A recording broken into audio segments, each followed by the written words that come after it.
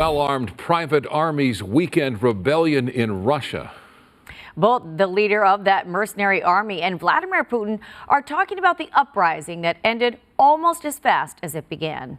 Wagner Group chief Yevgeny Prigozhin marched a sizable army toward Moscow, then agreed to leave Russia for Belarus in a deal to end the uprising. Now it is unclear where he is, along with his forces. Still a lot of questions tonight. KTLA's Samantha Cortese here in studio with an update. Sam. Micah and MB knew tonight it was a protest, not a coup. That's what the leader of this rebellion said while he defended his actions, even though the effort ended as quickly as it started. But U.S. policy experts say this is a sign of Kremlin weakness, and it will have an impact on Putin's control over Russia. The ultimate outcome of all this remains to be seen. President Biden reassured Americans the U.S. had no part in a short-lived uprising within the Russian military. We made clear that we were not involved. We had nothing to do with it.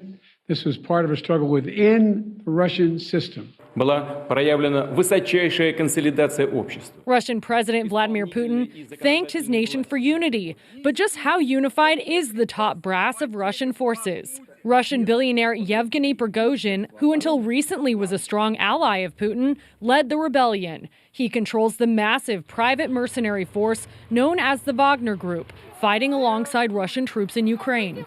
I don't think this was a surprise. I think everyone has seen the rising tensions over many months from Prigozhin. On Saturday, Prigozhin and his fighting force took control of a southern Russian city and began a march toward Moscow. There was a lot of planning, and the fact that our intelligence allegedly knew about it in mid-June, of course the Russian intelligence must have known about it as well, and yet did nothing to stop it. It appeared the revolt was a mission to oust the Russian military leadership and perhaps Putin himself.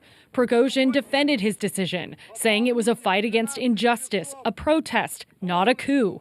Within hours, a deal was announced ending the rebellion in exchange for Prigozhin's exile from Russia. Благодарю тех солдат и командиров группы Вагнер. After a speech by Putin. He decided to negotiate. And don't get me wrong, I understand why he did. He did not want to spark a civil war. U.S. Secretary of State Antony Blinken said what happened in Russia this weekend showed cracks in the facade of Putin's leadership, adding he suspects this is a moving picture and we haven't seen the last act yet. Micah, MB. Yeah, all right, Sam, thank you.